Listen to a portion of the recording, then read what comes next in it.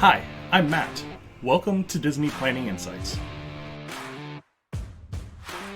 Through creative content and live shows, we explain the hidden details of the Disney experience so that our clients can execute memorable adventures. Together with Princesses and the Mouse Disney Travel, we have helped hundreds of clients plan, book, and prepare for magical Disney vacations. Let our experience help you avoid common planning mistakes and maximize the enjoyment on your next Disney trip.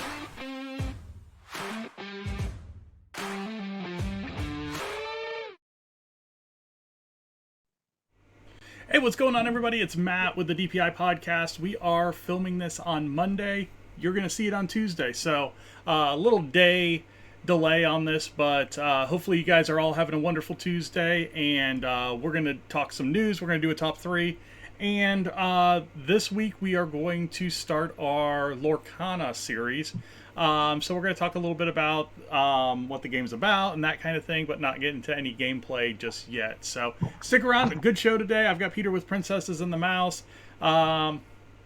So it's going to be a lot of fun. So let me go ahead and get over to the news, and let's bring on Peter. Mr. Salvadori, how you doing tonight?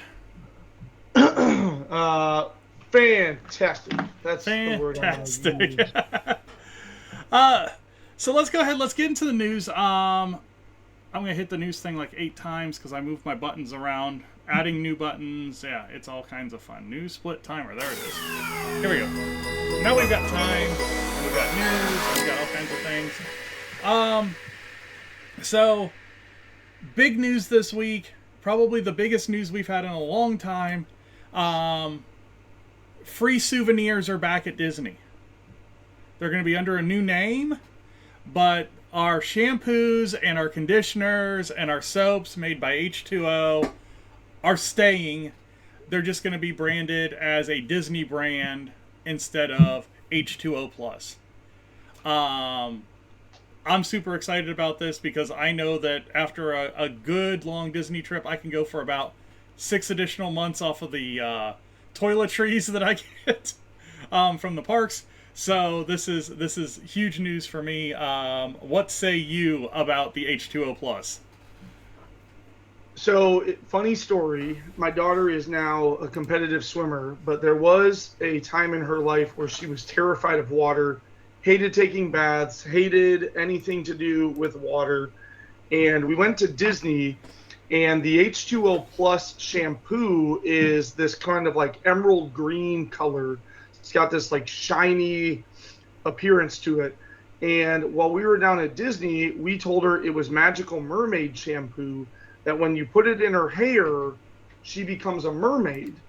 And that then went and ultimately became her thing. So like we told her she turned into a mermaid, and she was willing to take a bath down in Disney. And so as we left, we took as much of that stuff. I even went into the gift shop and bought more. My mother-in-law for Christmas that year even found the company and bought a big bottle of it, because from that point on, we had no bath time issues because it was mermaid shampoo that she turned into a mermaid when it was in her hair. So she wanted to be a mermaid. So all of that to say, it's very exciting because now all these other families can have their own mermaid stories. Yeah, and you know, for me, we have been very much on the... There's been so much being taken away from the parks, and this was something that was kind of on the outs for a little while. It's good that it's going to stick around. I actually like the brands. You know, I like the way that I smell and everything while I'm at the park, so I don't have to take down my own stuff. So it's just nice to have that stuff still there, a little bit of consistency from years gone by. So moving on, let's go over to Disneyland. Disneyland After Hours got announced last week. Lots and lots of Disneyland at night stuff. Disneyland After Dark. So we have the Sweethearts nights, and they select nights January and February. Then you have the Disney Channel nights, which are going to be March 5th and 7th. We're going to have Star Wars nights that are going to be in April and May. Going to have Disneyland After Dark Pride nights in June. So lots of these special events announced. Now, I would really, World doesn't have anything that's really comparable to these. These are very Disneyland centric events with the theming and everything that they do with these. Yeah, I'm just sitting here trying to like think of. Yeah, the most comparable things is you can, talk about the after hours that happen at different parks throughout the year, but even there, it's not really themed. They're all kind of like the same idea. You get free snacks and drinks and have the opportunity to ride some rides with some lower wait times and stuff like that. So, yeah, it's almost like they're kind of like, the most comparable thing over at Disney World. These things are sort of like mini parties. Yeah. Yeah. So, you will have some pricing on these as well. I don't know that they even released pricing. Let me see if it's at the bottom here. Stay tuned for on-sale dates and additional details. So no pricing, but I want to say that these were in like the $109 range last year, or 2023 per person. So, and that aspect is on point with kind of what Disney World charges for the after-hours events. So, yeah. Pretty comparable. As we were talking about in the opening, we're going to start talking a little bit about Lorcana. This is a trading card game that is very you just Disney. Answered one of the questions. Come on. Very Disney centric, but one thing that was released last week is that they are adding another set. So this is the third release in a year. Yep. Called the Inklands, Into the Inklands. Yep. So this set is going to bring locations to the Lorcana realm, and there is going to be more details to come. They announced it on the 6th, and yeah, the chatter that I saw was, why are they releasing so many series so fast? Well, it's because, first of all, the demand is huge, and so obviously as a company you strike while the iron's hot a little bit. So yeah, Into the Inklands is set to release on March 8th. Early word is very similarly to the other previous chapters. You have the true release date, but then you have the local game store and hobby store release date, which will likely be 2 to 3 weeks prior to that, as it has been for the first two chapters. And, as with anything, as something becomes kind of like big and successful, you want to get a lot of content out very, very quickly, right? Because now you have a base. You look at people talking about that. Look at Pokemon. I mean, Pokemon releases a new series like every few months, at least 2 to 3 different series a year, if not 4, because it seems like every time I go into the store, it's not Emerald Skies anymore. Now it's Tempest Rage, and now it's not Tempest Rage anymore. Now it's Sapphire Sky, and like what? I don't know. I can't even keep up with them. But all of a sudden, I'm walking into my local game store with my son, and he's like, "Oh, Dad, give me the trainer box for $100," and like, dude, no, So it's that same idea, it's very popular. There's a lot of naysayers out there that are like, oh, it's just going to be a fad and then it's going to go away. And I'm sitting there thinking, yeah, they probably said that about Pokemon and Magic the Gathering. And if anything, it's just, I think this has even more longevity in it just inherently because of just the sheer number of Disney fans that are out there. Yeah. So, like, having this game that sure, it might be in the same vein as other games, but is now completely different because you've put all this Disney theming. I mean, who doesn't want to collect cards about different, Disney characters and stuff like that? So, Yeah, and we'll talk about it a little bit later in this episode, but there are a lot of cards out there with amazing artwork on them. So when the first series released, it was the largest release of original Disney artwork at one time that had ever happened. yeah, and that's the cool thing, right? Like, just keep releasing these series. Now, do I expect it at some point to slow down? Yeah. But again, even if they release another one before next August, right, beyond Rise into the Inklands, Uh-huh. beyond that, if they even, so that's 4 in a year. That's not a tremendous amount of releases. Like I said, Pokemon does at least 2 a year, if not 3 a year. I don't know. I'd have to go look up all the release dates, but But when I look at it, and again, I've never been a trading card game guy. I've never collected on that side. I've collected athletic cards, baseball cards, that kind of stuff. Um, but when I look at the sheer number of cards that will be available, because if they bring out another, say, 218 card series or 200 and whatever card series, that's 600 cards in 8 months, basically. So that's a significant amount, especially when you're looking at, your booster packs are 12 cards. So if you're really trying to fill out sets and that kind of stuff, you're investing a lot of money in these pretty quick. Um, so yeah, so I mean, it's something. Like I said, stick around for the last segment of the show. We are going to start getting into our Lorcana discussion, and I'm going to go from a never played before to learning the game, and hopefully getting to an event at some point in 2024. So that's the goal. But so yeah, so let's move on a little bit. We got a few more things to cover. Disneyland Paris released some music from the new Disney Electrical Sky Parade soundtrack. It's the new drone show that's going to premiere on January 8th. Basically, they've taken that fantastic drone show that they put together for their 30th anniversary and brought in an element of the Main Street Electrical Parade, and it's going to be over their castle before their fireworks show starting on January 8th. So really cool. Excited to see this when it gets up and going over at Disneyland Paris. Tokyo Disneyland is closing Space Mountain on July the 31st ahead of a $400 million reimagining.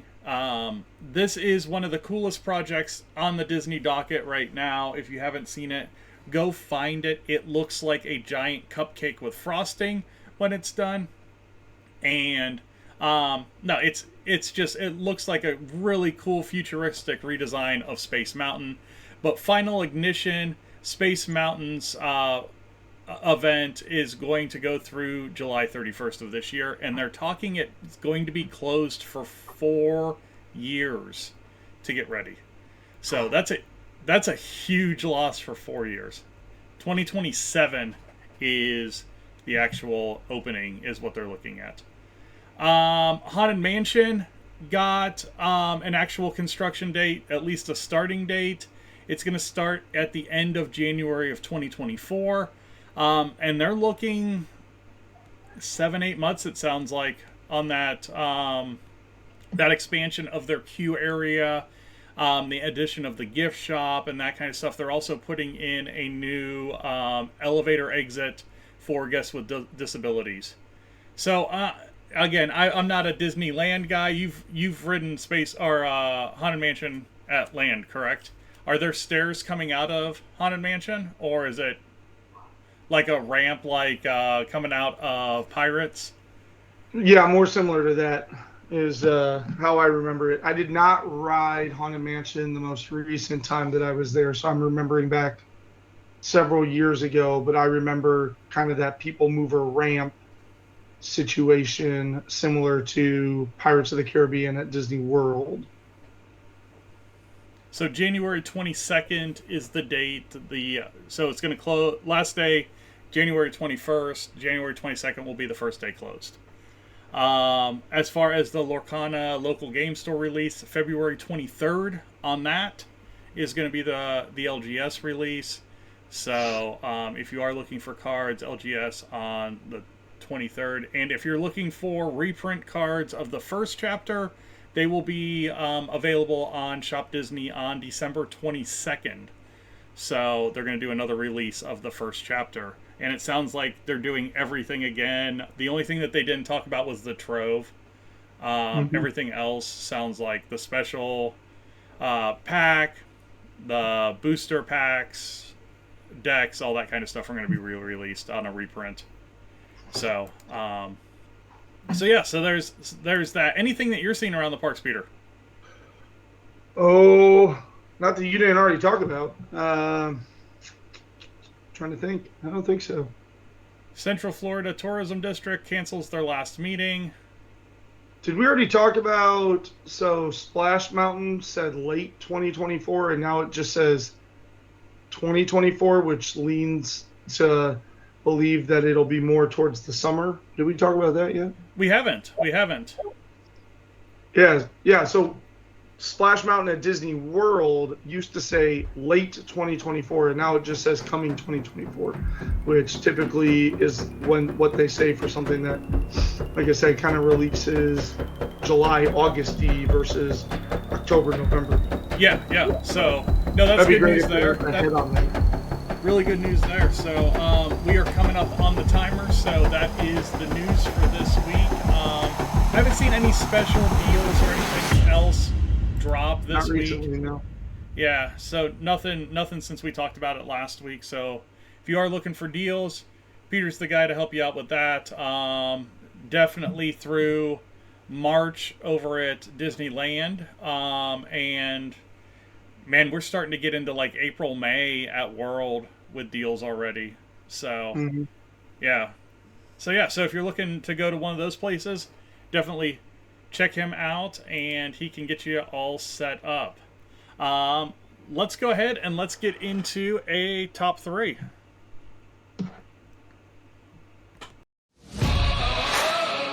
Business trip. Did the people move around?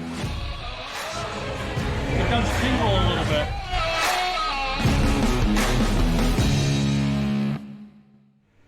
What's going on, everybody? I am Matt with the DPI podcast. Over on the other screen is Peter with Princesses and the Mouse Disney Travel, and it is top three time. If you have been here before, welcome back. If you haven't been here, Peter and I are going to take a random category. We are going to have 20 seconds to come up with our favorite three or our least favorite three, and then we're going to fight about them and discuss them and all that kind of stuff. Yeah, I mean, we're going to throw hands and everything. So I'm going to pick out a random category out of our bag of chips here.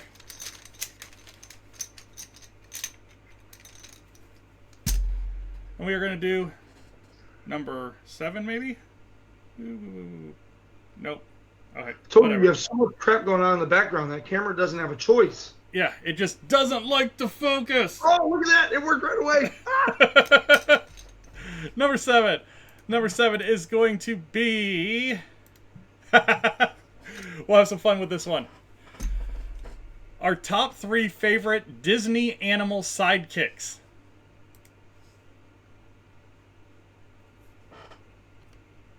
Good luck. Thinking about taking a trip to Disneyland, Disney World, maybe a Disney cruise, or one of the other amazing Disney destinations? Contact me at Princess of the Mouse, and I'd love to work with you on your itinerary to the most magical places in the world. You can contact Princesses and the Mouse Disney Travel on Facebook at PATM Disney Travel. This is an interesting one. This is very good. Disney animal sidekicks. So I would say supporting characters. So, supporting characters. All right, I'll let you go ahead and have number 3. I've got a bunch, so there's a lot of good ones here. So there are tons. That's why I don't necessarily want to go first. All right. All right, I will go first, and I am actually going to go with kind of a deep dive, but I don't know, maybe it explains how deep my love of Disney goes. So, for my number 3 most notable sidekick animals, I am going to go with Archimedes, Okay. Merlin's owl from Sword in the Stone. Yep. Yeah. So, I think Archimedes, like, he provides the comic relief of that movie. In so many of the things that he does, like that movie is just made. If it was just Merlin and Arthur going through the motions of all of the things, obviously the wizard duel between Merlin and Madame Mim would still be very fantastic and very, very groundbreaking for the time in which this was animated. But the all the stuff that Archimedes does, just like throwing subtle little jabs at Merlin the whole time, just kind of being like over it all half the time, having to like rush out of his little house as the stuff shrinks into the bag and like his like big head pops out of this ever increasing smaller hole. And I mean, there's just so many little moments in that movie that I just really, really appreciate. So I am going to go on a deep dive, and I'll grab 2 more mainstream ones for my other 2. But Okay. I really, really enjoy what Archimedes adds to the Sword in the Stone. Okay. Okay. That's a good one. That's a good one. So yeah, so I'm going to be pretty mainstream with mine, depending on kind of where you go with your other 2. But I'm going to start off with one of my early memories of a Disney film, and I'm going to go with Sebastian from The Little Mermaid. Um, Now, a lot of people are going to say Flounder and Scuttle are much better characters in this movie, but Sebastian is kind of, as I've grown up, I realize the terror that he has of following a teenager around. I mean, his from just being kind of like King Triton's little henchman to, actually trying to guide Ariel, and he gets his own musical piece, and it just a lot of good things. And then the whole kitchen scene is awesome. There's just a lot of places where he plays. Again, he's kind of like that breath of fresh air from the main storyline, but is a very integral character in that movie. So no, great, and every iteration of him, from the little play that they did, the live action like stage show that they did, to the live action movie that they did, has been really, really good. So my number 3 is going to be Sebastian from The Little Mermaid. So Peter, where are you going with your number 2? Again, this is such. I mean, it seemed like when you first read it that this was going to be a very. This is a very, very difficult topic, because how do you pick your top 3 in some of these? Man. Okay, I'm in between like 6, I because know. I want to talk about all of them, but I'm like trying to rank them in my head and say, but that one I like more than that one, and that one I like more than that one. Um, okay, I'm gonna go with Pascal. Okay.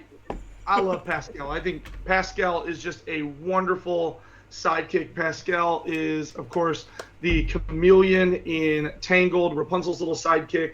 From the very, very beginning, we see Rapunzel in this sheltered life, and really Pascal is her only friend.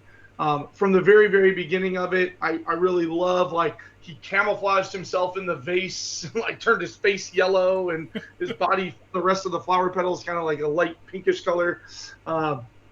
She sneaks up, gets him, and like all the color drains, and he goes, "Aw!" And then like the whole thing where he's like being firm with her about like bringing it up to mom, well, not mom, but Mother Gothel. Yeah, yeah. And just all of the whole scene of him like wanting her to escape and wanting her to get her freedom and wanting her to like live her life. And then they get out, and Pascal continues. One of my favorite Pascal moments is they're coming up the bridge into Corona for the first time, and Maximus, who could also be on this list, by the way. Yes. Maximus and Flynn have agreed to this little truce for the day, but then they just start like hitting and punching and kicking each other, and then Pascal on the back of Rapunzel's shoulder goes, like they both. It's just like this whole like I'm watching you. You better settle down.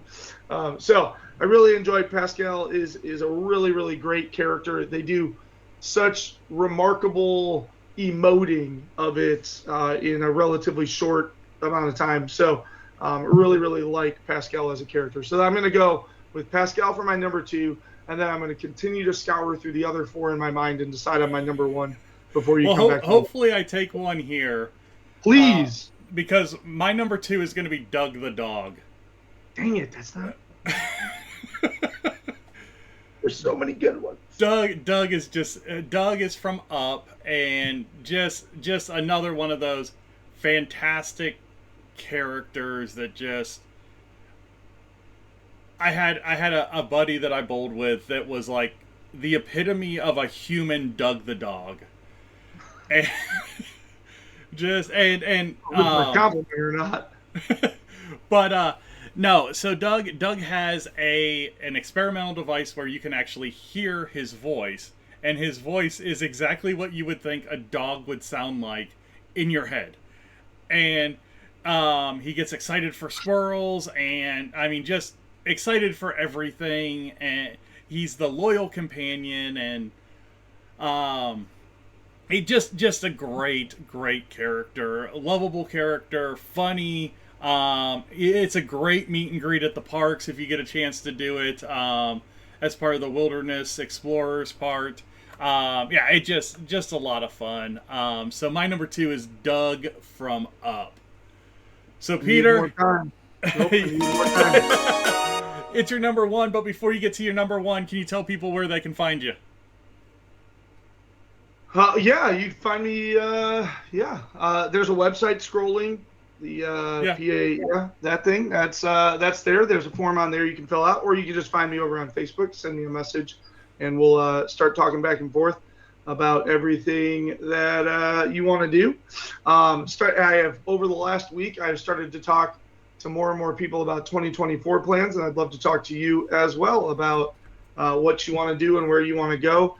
Just to clarify, because I have had some people think this, I know this show mostly focuses on world.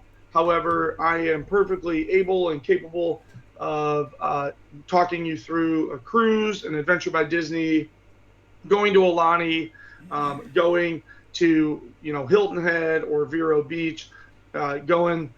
I don't think I said a cruise. Maybe I did say a cruise. Yeah, Disneyland, Paris, all of the parks worldwide. Yeah. Yep. I'll if I don't know it, I'll figure it out, and I'll be the one to sit on hold while the French people take an hour and a half to book a simple single-family vacation, because there is nobody in a hurry in France, as Matt attested to when he actually went. No, they are in a hurry until they sit down for tea, and then they're not in a hurry. Maybe I caught them during tea time then. Yeah. So, no. Okay, so what is your number 1? I don't know. I want to talk about like 12 more. There's like three obvious answers right now. Yeah, I thought that too. I was thinking about Sebastian. You did get me with Sebastian, but I wasn't even thinking about Doug. But Doug is, and you could just as easily be like Kevin from that movie. Yeah. Like Kevin was a cool character in that movie. And that's the other thing with all these, like picking one over the other. Animal sidekick, numero uno. I'm in between 2, so forgive me at the end of this if I take some bonus shots. But I'm going to go with my favorite lovable character is Sven from Frozen. I wasn't even thinking about Sven, and we watched it last night. I'm going Sven. Like, he is the perfect blend of like this lovable goof just throughout multiple scenes. The snow is falling and he's trying to lick the snowflakes, and then you've got the carrot with Olaf, and he continues to try and eat Olaf's nose, and but then when it matters, he is loyal and brave and courageous and willing to charge into any danger for those that he loves and that he cares about. And he is just like the perfect animal sidekick. I mean, Philippe in Beauty and the Beast bucks the cart off and leaves Maurice to die to the wolf, right? But Sven just, he's gonna save Anna and Kristoff from those wolves. It is. I really love Sven. I think he is just a wonderful. I'm thinking of the very end of the first movie when Kristoff and Olaf are all dressed up, and maybe it's the beginning of the second movie, but Sven like struts out because he's like wearing a little collar with a medallion, and just kind of struts out all. It's at the end of the first. That part's great. Right. Right. So, just wonderful, wonderful character. I think they did a fantastic job, and obviously Jonathan Groff personifying him just makes his character even more lovable and more amazing because as Jonathan Groff is doing that, like the animators put the emotions on Sven's face to be like, that is what I'm thinking. That is exactly what I'm saying to you right now. So, fantastic. Love Sven. And obviously a very, very popular Disney movie just makes it even better with so many honorable mentions that we'll see what Matt says. And then, I'm going to go, man. Okay. Before I get to my number one, if you've got a top three for this one, which I'm sure you do, and there's a lot of characters we're not going to mention, put it down in the comments. Let us know over on the website, patmdisneytravel.wixsite.com. It's scrolling at the bottom right now. Or just let us know, because there's so many good ones. And if you've got an idea for a top three, go over to the website and click in that little text box and let us know your ideas for a top three. We've been using user ideas for a lot of them, and it's a lot of fun to get some input from what our users want to hear us debate about. So, for my number one, God, there's a lot of good ones. I know. I've got to go with one that my kids love, and I'm gonna cheat on this one a little because it's a combination, but it's Hey Hey and Pua. But I'm gonna go with Hey Hey. Hey Hey. Yeah. He was one of the three I was toiling between. Hey Hey is awesome Hey Hey for a lot of reasons. I mean, my main reason that I love Hey Hey is because it's Steve the Pirate. It's Alan Tudyk, who does a ton of voices. He does Valentino in The New Wish. But he's absolutely fantastic. And Hey Hey is just kind of the squirrel that keeps finding the nut. He ends up being the right thing at the right time almost all the time. He's a pen, he's a decoy, he's everything that he needs to. I mean, he's comic relief when Maui can't use his hook correctly. So yeah, it's just a lot of different things. He's walking off the boat. And then he puts him in the compartment. He just keeps walking back and forth. Doink, doink, my doink. favorite little Easter egg about Hey Hey, if you haven't noticed, in the very beginning in the village, the elder is sitting there going, I'm curious about the chicken eating the rock. Maybe we shouldn't just cook him. And then later he tries to bite Maui, who is played by The Rock. Yeah. So he technically tries to eat two rocks. Why do you have balloons behind you? I have no idea. That just happened. I noticed that too. I was like, what in the world? I saw them go up behind me. He technically tries to eat two rocks. I don't know. Oh! I don't know what about two rocks. Two rocks. Nope, it doesn't work the third time. He technically tries to eat two rocks. Nope. We're done. The magic is worn off. But no, yeah. So hey, but like you were saying, honorable mentions. My wife's gonna kill me because I didn't mention Jacques and Gus. I know Jock and Gus were. Oh my gosh, Gus is so funny. Theobald from Maleficent is a great animal sidekick if you want to go on the villain / anti-villain side. Mushu, Abu. Yeah. There's so many. Like, I just wanted to talk about all of them, and I mean, even Tuk from Raya. Tuk is such a good little character. Yeah. Great animal sidekicks in Disney movies. Yeah. So, if you've got a better top 3 than us, put it down in the comments. Let us know. If you don't have a better top 3, like I keep saying, just put a smiley face or something just for engagement, because it helps out the show. So it's another great top 3. We are going to do one more segment, and we're going to start our Lorcana conversation. So if you're into that, stick around.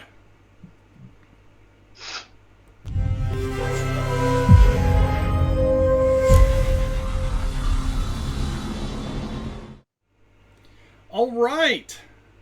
Well, this is new and exciting.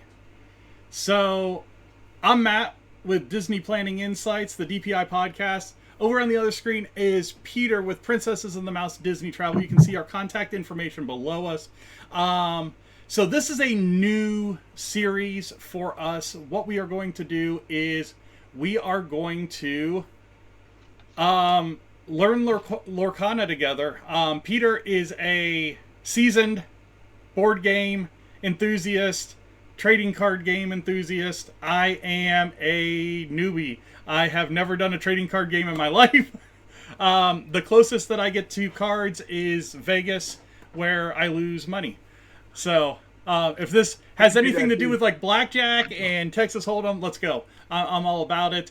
But what we're going to do is we're going to kind of inch our way through learning kind of what the game is about, what the gameplay is like, and that kind of stuff. So I have a list of questions that I'm going to ask Peter, and we're going to kind of work through and get them all answered. So hopefully you guys find this enjoyable, and if you do, let us know, and stick with us as we go through this, because I'm going to go from newbie to some sort of event next year, and kind of document all the progress through there. So Moonshot in downtown Noblesville holds Lorcana leagues. I think that would be a really cool thing. So the way that, I mean, we haven't explained the game yet, but I think it would be really fun if you and I signed up for a league together and did a league. It's typically like 4 to 6 weeks long, one night a week. And it's really cool because you get packs. So you don't bring a deck like a Magic tournament. You like bring a deck, right? And so those with lots and lots of time and money and resources can build these just freaking world beater decks. Yeah.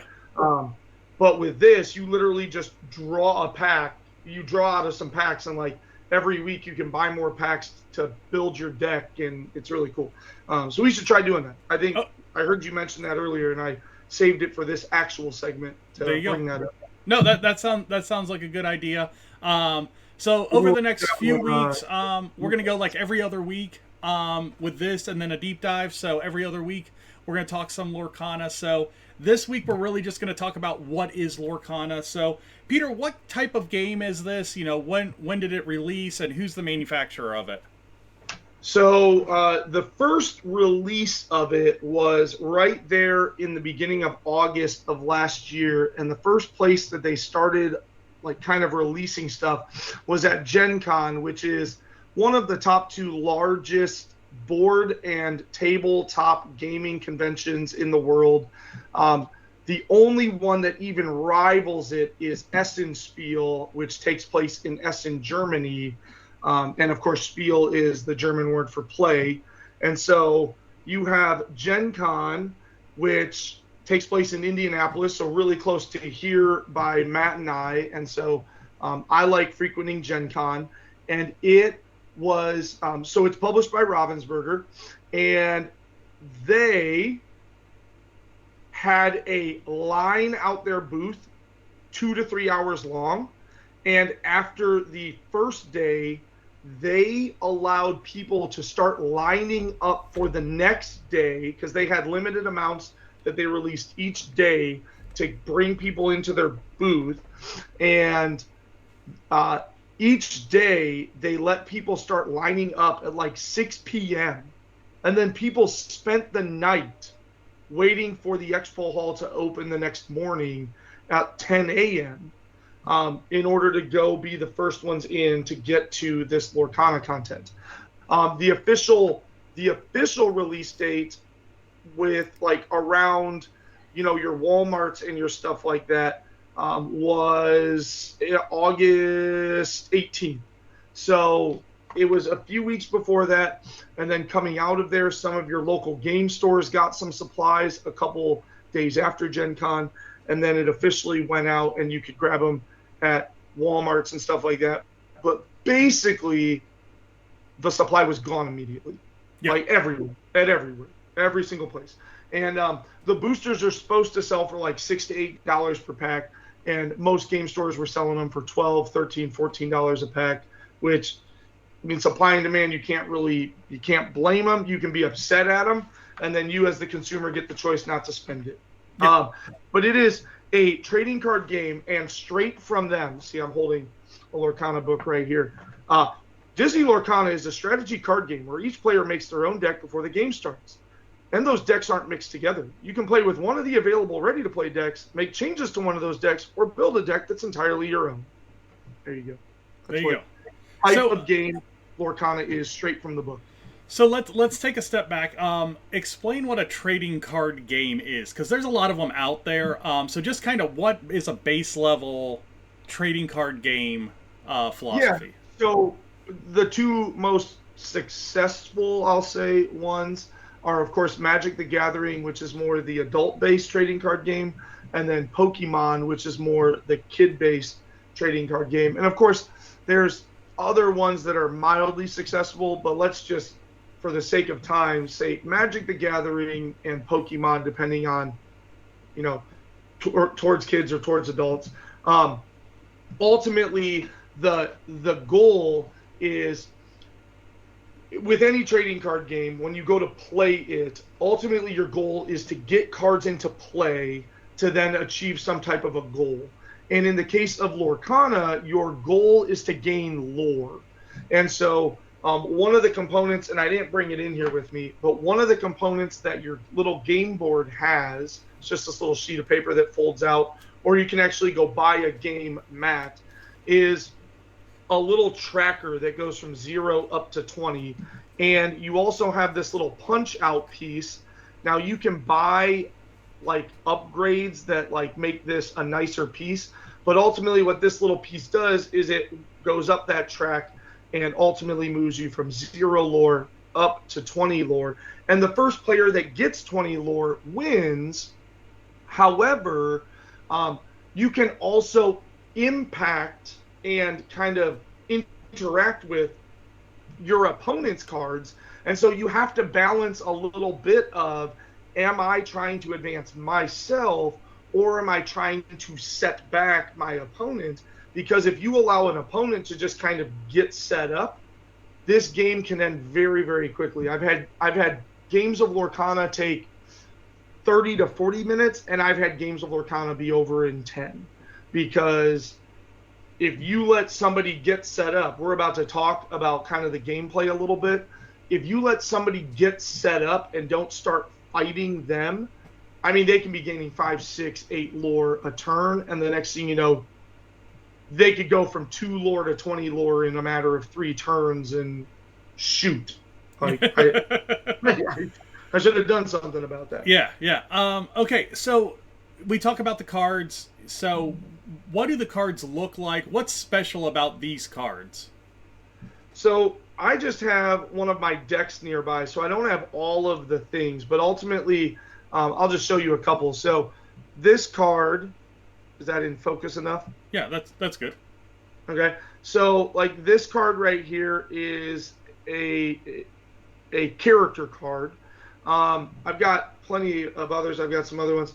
So this card right here is an item card, and I'm trying to get it out of my little light Yeah. that's kind of glaring. And then you also have action cards, and action cards come in two types. And I tried to grab action cards come in two types. So here's an action card, Vicious Betrayal, Scar's throwing Mufasa off the cliff.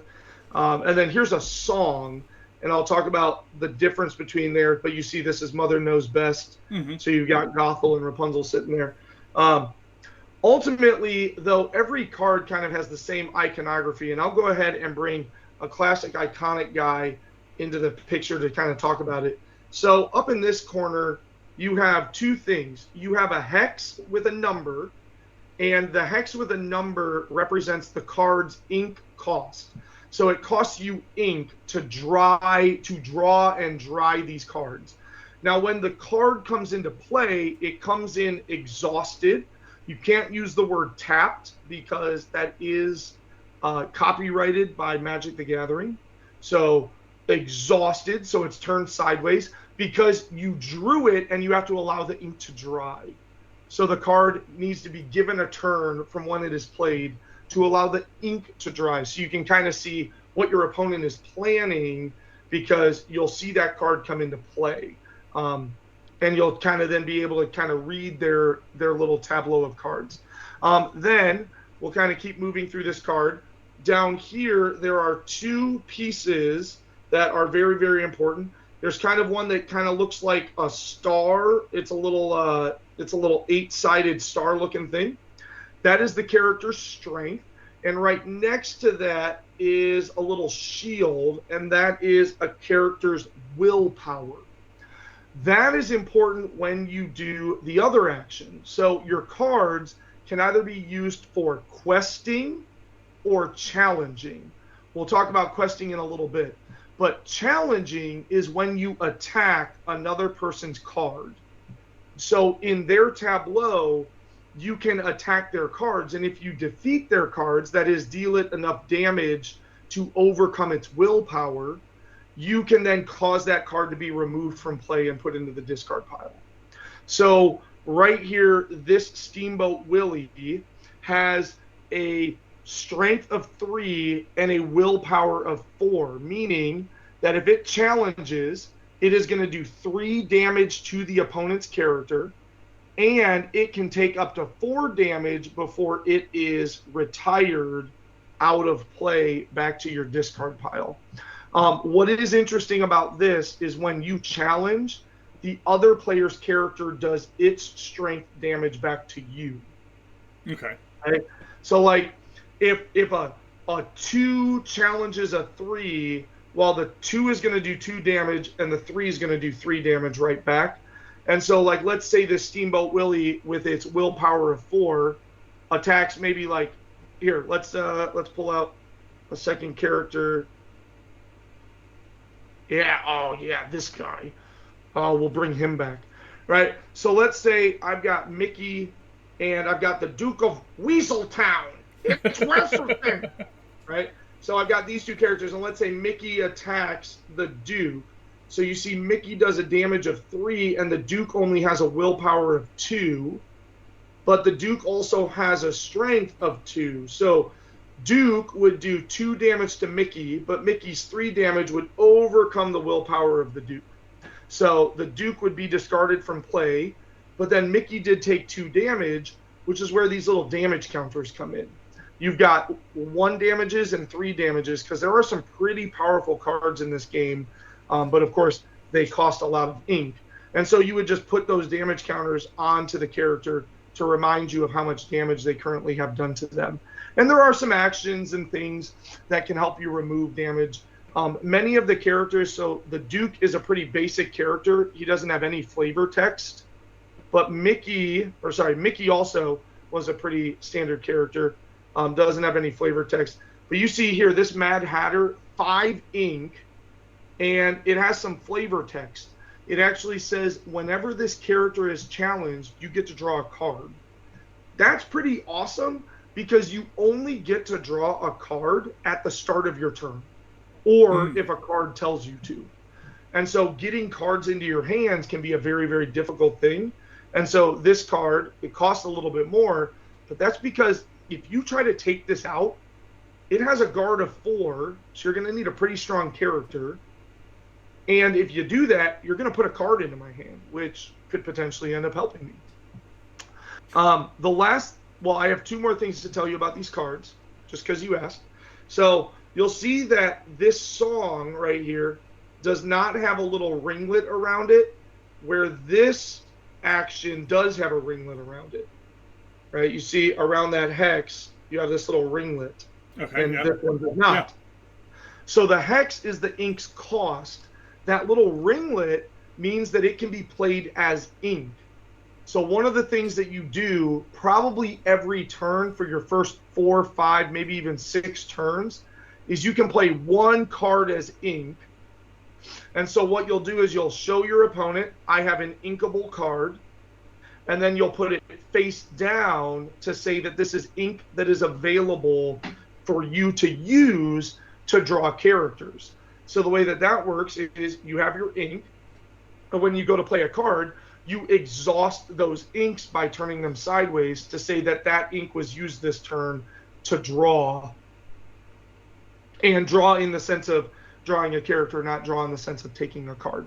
Yeah. So those are the ins and outs of the cards. The last in and out are these icons down over here. That is when you send a character to quest. When you send a character to quest, you're going to gain lore. And as you see, the Mad Hatter is worth 3 lore. Here's Flynn Rider. This is what I love about this Flynn Rider card. Under character type, it says hero and prince. Because he married Rapunzel. All right. Right. So he will give you 2 lore. And then we go all the way here to Meg from Hercules. Meg is going to give me 1 lore when she quests. And you'll see that that icon matches your tracker icon for lore, because as you gain lore, you're going to move up that 20 track trying to win the game. So outside of flavor text, flavor text is going to be different. Songs and things like that are going to have different text. But basically, you read the text. The text is going to let you draw cards or make things discounted ink or increase a character's strength or decrease a character's willpower or something along those lines. Items and characters play into a tableau and stay in play. Actions are immediate hits that when you play them, they do their thing and then they leave. So, and items are going to give you kind of like this persistent benefit that you use. And then characters can either challenge or quest, which either help you slow down your opponent or get yourself to that lore trying to get to it. Okay. Do you have a question about inks? I think you do, right? So yeah. So the cards you talk about inks, and then there's a couple of other things on the collection side to talk about. So when we talk about inks, what are the inks? So there's ink kinds. So yeah. Go ahead and talk about those. So you notice all these cards that I have right here all have all their stuff in green. It has a green banner across the middle. That's because all of these cards are emerald ink. I happened to grab a deck just to help us kind of show some visuals in this show. So I'll just kind of show you, here is some ruby inked cards. All right. So there are 6 ink types. Emerald is green, ruby is red. And then on top of that, amber is yellow, and it's also the color of your energy. Oh, whoa. That was a good one. Amber is the color of your energy. Amethyst is purple. Sapphire is blue. And so obviously I've just named 5 gems, and the color of the card matches the color of the gem. And then lastly, you have steel, which is silver cards. When you are building your decks, ink colors matter because you cannot build a deck that is more than 2 ink colors. So I grabbed this starter deck from phase 1 from the first chapter, And this starter deck is made of emerald cards and ruby cards. The other starter decks from first chapter were amber and amethyst and sapphire and steel. And so if you want to make your own cards, once you start buying booster packs and really gaining cards, there's a couple of rules. One, the deck has to be either one or no more than 2 inks. So you can't just have 6 different inks. And then 2, you can't have more than 4 copies of a single card. And you have to have at least 60 cards in your deck. So you can't make this like 20 card super deck. And so those are kind of the rules to building a deck, is that right there. So inks are important, and then 60 cards and no more than 2 inks. And I'm just preparing myself for Matt's next question because I know what Matt's next question is going to be. Okay, so let's talk about the collection aspect of this. This last thing that I want to talk about before we kind of end this this episode is the collection aspect of the cards. So the cards have rarity values, and there are 2 versions of basically every card, except for 12 of them have 3 versions. Yes. So the 2 different versions are a standard version and a foil version, and you don't have a foil card with you, but I do. I could go get one, but yeah. So let's see if I can get this to focus real quick. So the foil cards... Shove it all the way up and then slowly bring it backward. That works the best for you. You need to get the focus off of you. Come on. Okay, now come out. There it is. Yep, and it's all shimmery. Yep. Yeah. So the foil cards will have a sheen finish to them. And they are the exact same make of the card in the standard version, but just have that additional finish on the top of it. And then 12 cards in each set are what? Do you want me to start with that or start with the whole ranking system and finish with that? Let's start with the ranking system and we can finish with that. Yeah, because those are worth saving. So I have 3 card types because all of my cards that are above these types are in sleeves and being kept until I can figure out the true value of these things. I'm going to be as cautious as possible. So Matt mentioned the foils, and the fact that it's a foil increases its rarity, right? But then on top of that, cards have base rarity. So you see Meg here just kind of has this little like circle. And that is because Meg is common. I'm sorry to say that about you, Meg. But this Megara card is a common card. Then you get to kind of this like 4 kind of like feathers of an arrow shaft kind of looking thing. And that is an uncommon card. Okay, so there's going to be a little bit less of those produced. Then you get to this kind of like rust-colored triangle. And this rust-colored triangle is a rare card.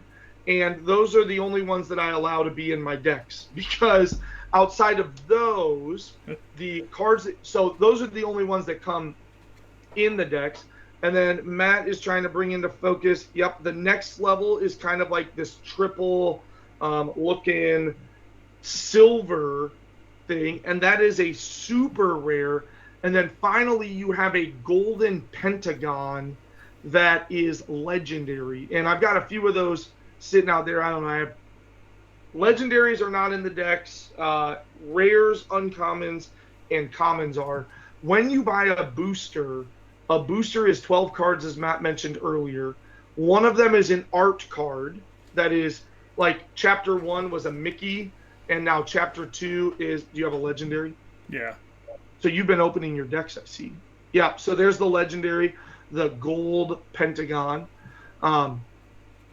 So then on top of all of that, if you have a foil version of those, well, that just increases its rarity. So like getting a legendary foil presumably is going to be a very valuable card at some point if it isn't already. Right now, the most valuable cards in the game are the promo cards that were given at D23 2 years ago, the Gen Con card that was given this last year, because down at the bottom it says Gen Con. In Floodborne, they made 6 cards that say it's kind of like a metallic looking 100 on the bottom versus showing a rarity type. And then the last cards that are very, very valuable is what Matt was talking about. And those cards are enchanted. So the enchanted cards have kind of an empty ring on the bottom and it's rainbow around it. And those enchanted cards are the same as the other cards, except now the foil is even better and kind of like rainbow shimmers versus just foil shimmers as you look at those. And those cards are very, very valuable. I unfortunately would love to show you an enchanted card, but in the packs that I have been unable to get an enchanted card. And so one of the things that, I don't know, I would recommend to first-time collectors, your decks come with 2 foils. Now it's the same 2 foils across all the starter decks, but still you gotta extrapolate out. Like 20 years from now, that foil is still gonna be probably a sought after thing. Yeah. And so I have replaced, as I've opened up booster packs, I have replaced all of my foils that came in the starter decks with standard versions of those cards. As I draw them out of booster packs, I go, oh, sweet, I can replace that foil. Because my starter decks, like, I want to play the game. I want to collect the cards, but I want to play the game too. Yeah. Like, I'm not just trying to collect this and put these things into binders. Like, the game is fun. The game is fun to play. So the booster packs, 12 cards, 8 of them are going to be common or uncommon. 2 of them are going to be rare or better. 1 of them is going to be a foil. And 1 of them is going to be an artwork card. And in fact, I'm really glad that Matt grabbed that deck from the first chapter, because the artwork cards, there are 4 artwork cards. And if you get all 4 of them, you actually get that picture, the Brave Little Tailor version of Mickey Mouse. The Floodborne one is Scuba Mini, is the 4 cards that you're trying to collect. And I have all 4 cards of Chapter 1. I have all 4 cards of Floodborne. I absolutely plan on like putting it in a frame and putting it up there. So like to have the picture of Brave Little Tailor and the picture of Scuba Mini. One more question about the cards, because like I said, I come from like sports card collecting. So sports card collecting, you could have like 17 versions of the same card with minor differences. So on the rarity of the cards, do the cards carry the same rarity, just a foil and a non-foil type, or do the cards, can they have individual rarities? So can a common card be an uncommon card, a rare card, ultra rare? No, they're unique.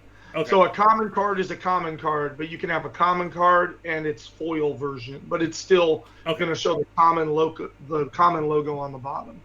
What you do have though is you have already, this is just a number I'm pulling out of my head. Already there's like 12 plus versions of Mickey, and like there's, I don't know, I've seen like 4 or 5 different versions of Aladdin. Like, so you have all these characters, but they're creating these like unique artworks. Like here is, for example, from the Lorcana itself, right? This is Wayward Sorcerer Mickey Mouse. You have Maleficent.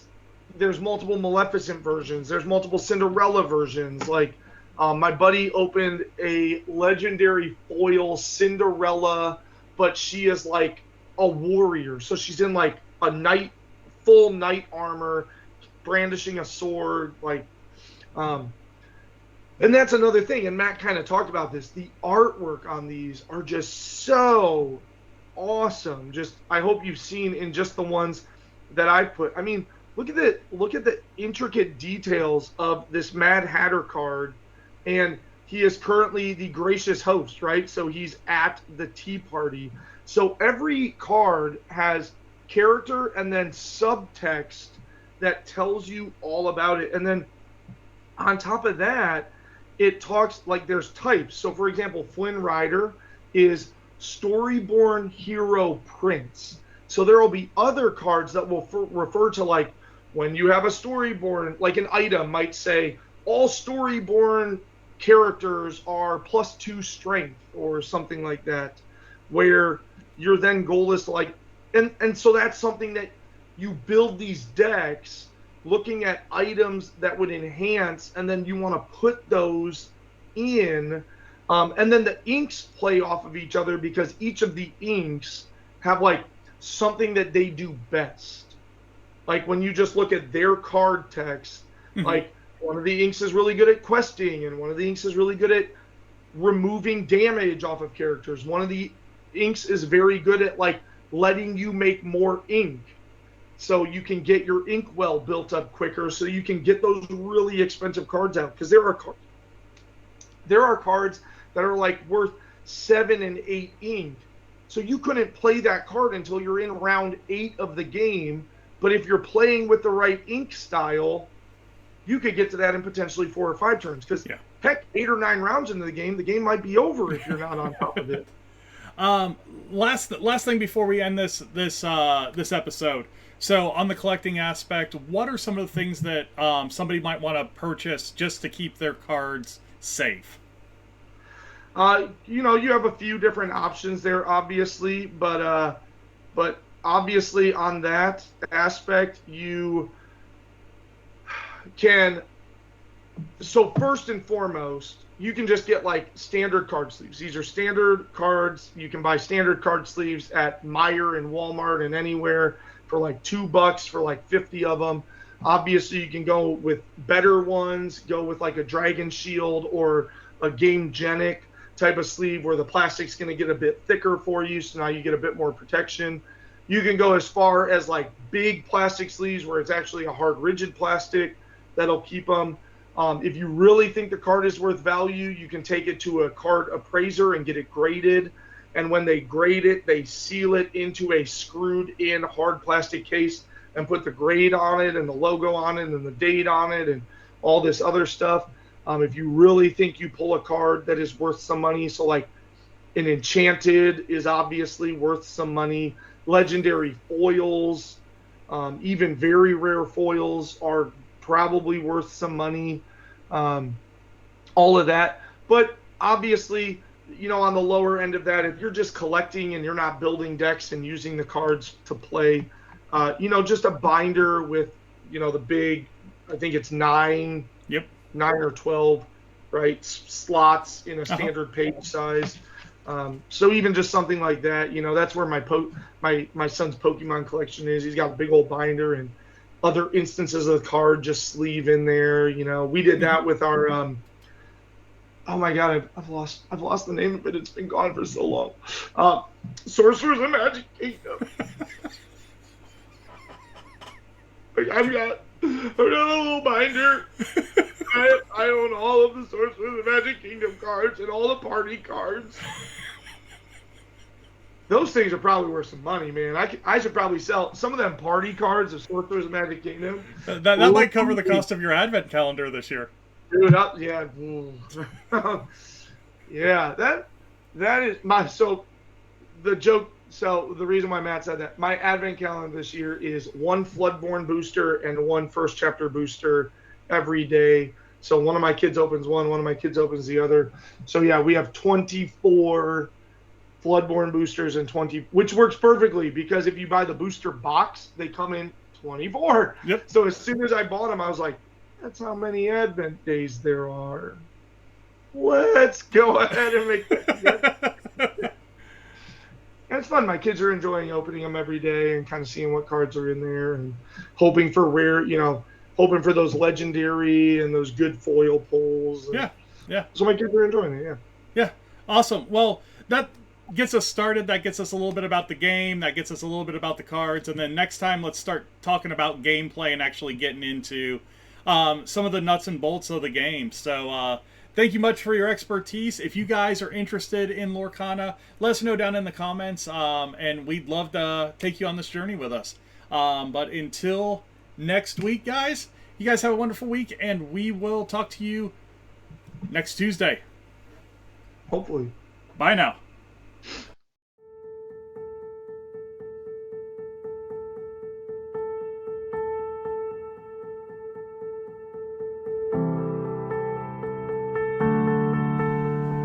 Peter with Princesses and the Mouse joined us. We talked a little bit about Disney news. We had a top 3 about animal sidekicks, and we talked some Lorcana.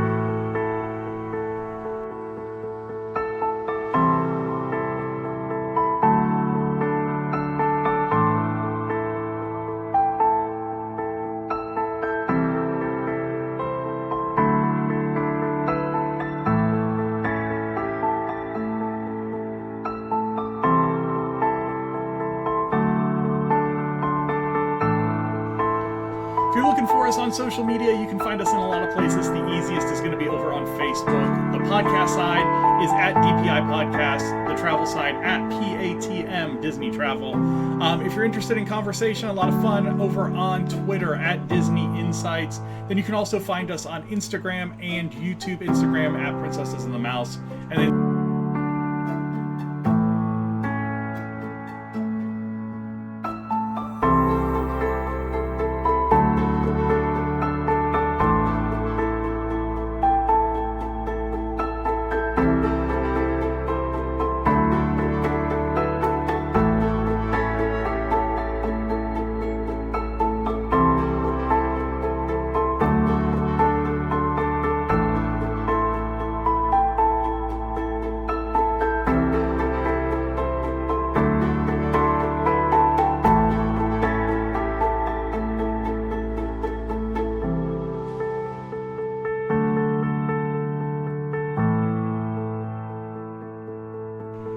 thank you guys for watching, listening, liking, sharing, commenting, everything that you guys do to support the channel. You guys have a wonderful week, and we will talk to you next Tuesday. Bye now.